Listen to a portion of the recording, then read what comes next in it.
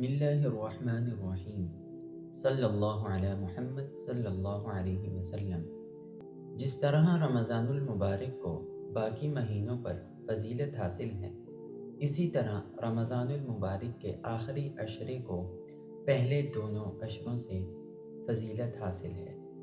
چنانچہ رسول اللہ صلی اللہ علیہ وسلم اس عشرے میں عبادت وغیرہ کا اہتمام زیادہ کرتے تھے اور دوسروں کو بھی اس کی ترغیب دیتے تھے۔ عن عائشہ رضی اللہ تعالی عنہا قالت كان رسول الله صلى الله عليه وسلم يجتهد في العشر الأواخر ما لا يجتهد في غيره۔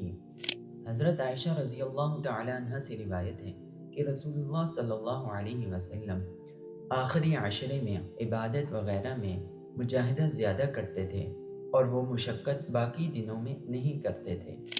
حضرت عائشہ رضی اللہ تعالی عنہ سے روایت ہے، فرماتی ہیں کہ رسول اللہ صلی اللہ علیہ وسلم جب رمضان المبارک کا آخری عشرہ شروع ہوتا تو اپنی کمر کس لیتے اور شب بیداری کرتے اور اپنے گھر والوں کو بھی جگاتے۔ حضرت عائشہ رضی اللہ تعالی عنہ فرماتی ہیں، قال رسول اللہ صلی اللہ علیہ وسلم تحروا لیلۃ القدر فی الوتر من العشر الاواخر من رمضان۔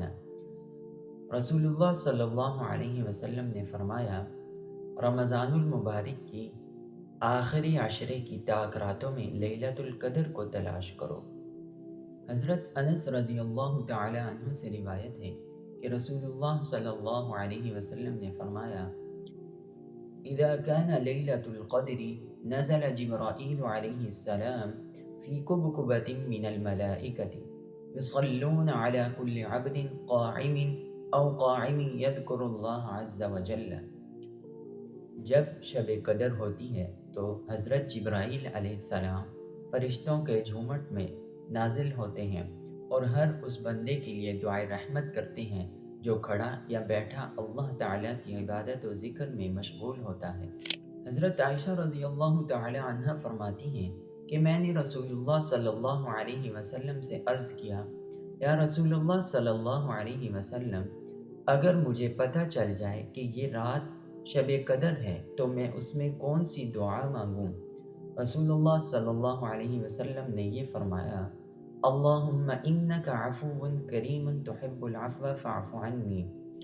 اے میرے رب، بے شک آپ معاف کرنے والے ہیں اور آپ کریم ہیں، آپ مجھے بھی معاف فرما دیجیے۔